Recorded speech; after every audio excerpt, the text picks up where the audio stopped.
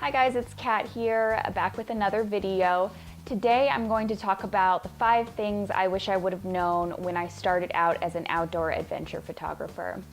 I've been doing this full-time for about the last 3 years now. I did it part-time on the side for over a decade before I went full-time. So it takes a really long time, or at least it took me a really long time to build a portfolio, to make connections, and to just get the courage to step out and do this full-time on my own. At this point in my career, I've shot for REI, Kelty, TomTom Sports, Outside Magazine, and a number of tourism bureaus, and many other clients that I am grateful to work with. So today I have some of the things that I wish I would have known when I started out, and hopefully that will help you along your career journey and help you realize some of the things that maybe it takes to stay in this as a career full-time. So the first thing I want to talk about is, to an extent, gear doesn't matter. You can have the nicest camera and the nicest lenses, and sometimes you can even take amazing photos, but if you don't know the right people and you're not putting yourself out there and you're not putting your work out there on a consistent and regular basis, the gear that you shoot with doesn't matter. I've had images published that I took with my first DSLR, which was a Canon Rebel XT. I think that I bought that in 2006, so 12 years ago now. I had images published with that camera. I still have images that I really like that I took with that camera. I've had images published that I took with a GoPro. So to an extent, there's a baseline that you need to meet, but other than that, use the camera you have, use the gear you have. If you don't have $10,000 to invest in a full set of L-series lenses and the newest body, then get what you can get. And the most important thing is that you're out there doing work consistently and putting yourself out there and meeting people and showing them your work and showing them what you're capable of. The second thing that I want to talk about is, yes, you need to get paid for your work 100%, but you also need to build a portfolio. And in this industry, no one's gonna pay you to shoot for your portfolio, essentially. You have to do that work on your own. You have to be out there doing it for fun because it's what you're passionate about and it's what you love doing. And once you do that, you'll be able to start selling yourself. But initially you need to build up a portfolio.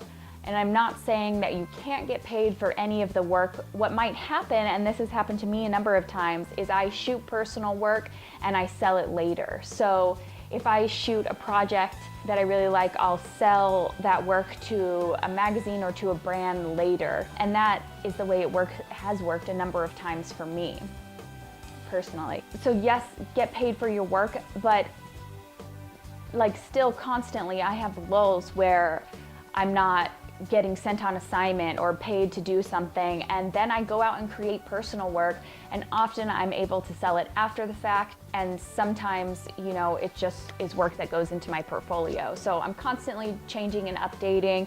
You definitely need to get paid for your work, but if you don't have much of a portfolio now, make sure you're going out and shooting for yourself and doing personal work that you really love and enjoy doing.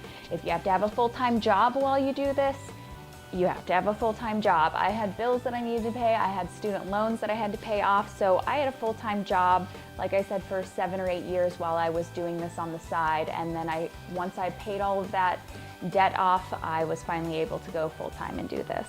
The third thing I want to talk about is, along with being a photographer, you really have to be business-minded.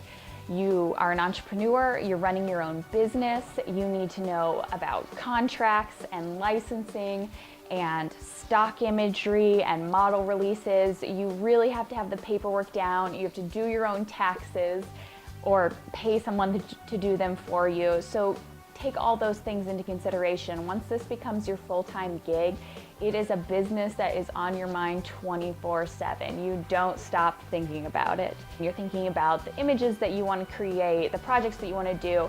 And honestly, I spend less time behind a camera as a full-time photographer than I ever thought I would. I would say about 20 to 30% of my time is spent actually creating images, and the rest of that is editing, pitching, paperwork, keywording, like all of these other random things that you have to do as a professional photographer that maybe you're not thinking of currently. Again, my business in particular is multifaceted and I make income from a lot of different places. I'll do a video about that separately if you guys want to know about that. But you really have to be business-minded in this industry, and it's an important thing to take into consideration that you have to be your own marketing team, your own accountant, your own assistant, unless you're hyper successful and can afford to hire an assistant for yourself. So keep that in mind. Okay, number 4. In the outdoor industry in particular, you need to have a lot of other skills that are not photography. So kind of like along the lines of being business-minded in the outdoor industry, I am shooting surfing, climbing, mountaineering, canyoneering. I definitely need to know rope work. I need to know how to shoot in all of these wet and dark locations. And so every time I take on shooting a new sport, it takes me about a year, I would say like a year to 3 years to learn how to actually shoot that sport successfully. That's a lot of time investing in figuring out what equipment you actually need, and then obviously investing money in that equipment. How to keep your gear safe, how to not break everything is really important to know. But then aside from that, you need to be a skilled athlete in this industry. You need to be able to go down the same canyons and to at least swim out into waves that your athletes are surfing. So it's important to be able to do the same thing. Now, my photography, I cover, climbing, surfing, canyoneering in sort of a lifestyle way. I'm not covering the best climbers in the whole world.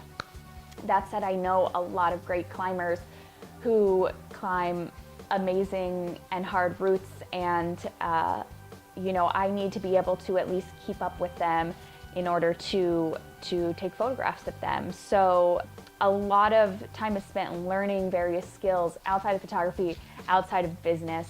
For me, I think learning to snowboard and surf and climb and canyoneer, those were like life skills that I wanted to have anyway, but also life skills for my business. Okay, and the last thing that I wanted to talk about is that the hustle never stops. I don't really get a break from marketing or pitching myself or putting my work out there.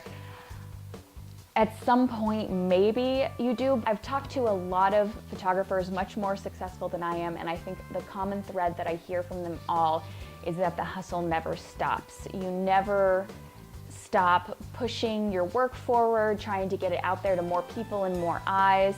And if you ever let up at any moment in time, you kind of lose some ground. So just keep that in mind, that as an entrepreneur in this industry, it's very competitive, it's hard, there's always new photographers coming up, and people who are very skilled in whatever sport they're shooting, and a lot of people specialize in just one sport and they do something else on the side. So as with most entrepreneurial things, the hustle never stops. So keep that in mind going into this. It's not easy, it's a lot of work, it's a lot of fun, and a lot of work all at the same time. If you guys have questions about anything I said or want to know more about one specific thing, comment below and I will get back to you. Make sure you subscribe and comment below with other videos that you want to see me create. Check out my work on my website, catcarneyphotography.com, and on Instagram @catcarney. I'll see you guys next week.